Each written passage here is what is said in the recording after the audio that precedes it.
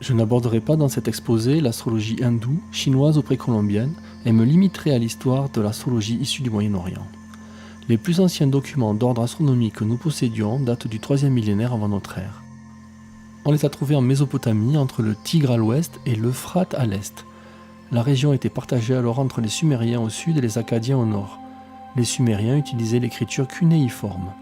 Cette écriture comprenait environ 550 signes formés par l'agencement de 4 éléments de base ayant la forme de clou, horizontal, oblique, vertical et double. Cuneus égale clou en latin. De plus, les Sumériens, à l'aide de 60 de ces signes, pouvaient écrire tous les nombres entiers ainsi que les fractions, numération de position de base 60, alors que les Égyptiens, les Grecs, les Romains n'auront pas un système de numération aussi efficace, numération par juxtaposition. Notre façon de compter les minutes et secondes d'angle et de temps est issue du système de numération sumérien, système sexagésimal. Sans la constitution de cette riche écriture et de ce système de numération, les connaissances du ciel n'auraient pas pu se développer comme elles l'ont fait. Les tablettes relatives à l'astronomie de cette époque concernent essentiellement les cycles lunaires, calendrier avec des mois lunaires. Au 2e millénaire avant Jésus-Christ, la civilisation babylonienne a remplacé la civilisation suméro-akkadienne.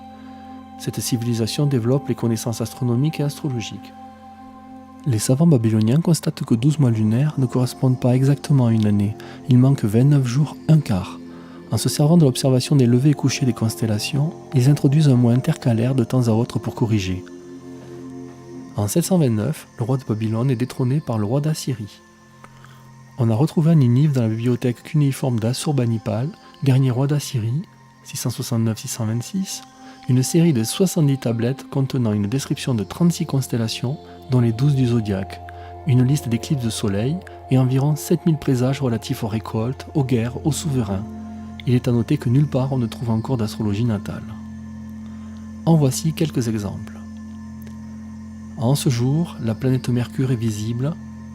Quand Mercure est visible au mois de Kislou, il y aura des voleurs dans le pays. Si la Lune est entourée d'un halo et que Jupiter s'y tienne, le roi d'Akkad sera emprisonné. Si Vénus éclaire de sa lumière flamboyante la poitrine du Scorpion, dont la queue est sombre et les cornes claires, la pluie et les inondations dévasteront le pays et les sauterelles le ravageront. Si Jupiter s'approche de Mars, la même année le roi d'Akkad mourra et la moisson sera abondante.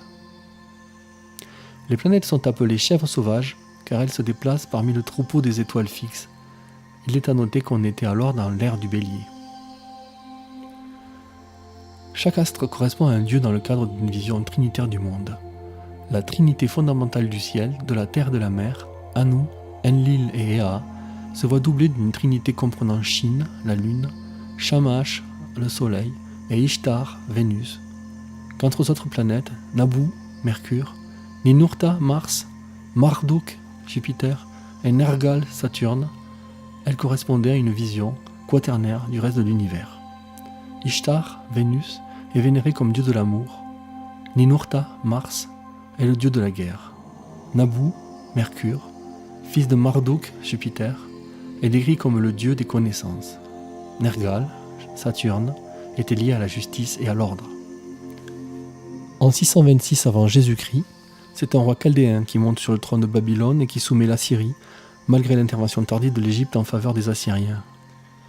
Chaque ville de Chaldée et d'Assyrie avait son observatoire en forme de tour, ziggourats ou de pyramide, généralement annexés à des temples ou à des palais.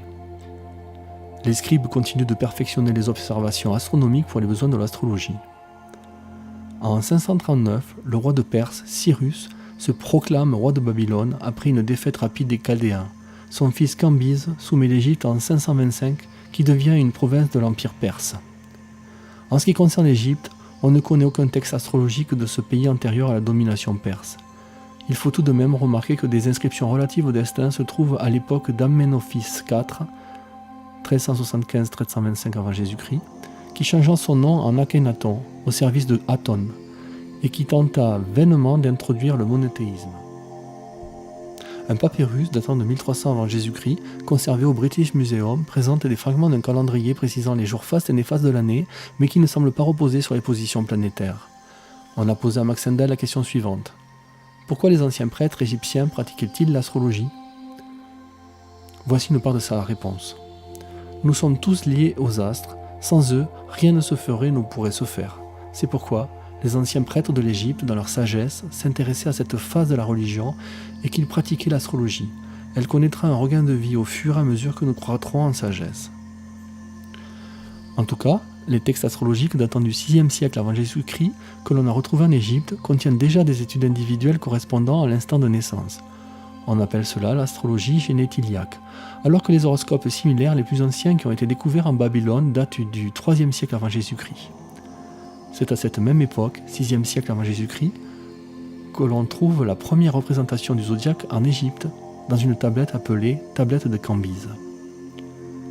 C'est aussi à cette époque que Pythagore, après avoir été initié à Memphis et à Babylone, crée sa fameuse école de Crotone où est enseignée, entre autres, l'astrologie mystique, musique des sphères. Les historiens et astrologues non ésotéristes considèrent que les Grecs n'ont fait que raccorder leur mythologie préexistante à l'astrologie chaldéenne. Chronos est associé à la planète Nergal, Saturne, Zeus à Marduk, Jupiter, Arès à Ninurta, Mars, Aphrodite à Ishtar, Vénus, Hermès à Nabu, Mercure. La correspondance entre les deux cultures est si naturelle qu'il s'agit plus probablement, comme nous l'avons vu précédemment, du fond commun de vérités initiatiques issues de l'Atlantide.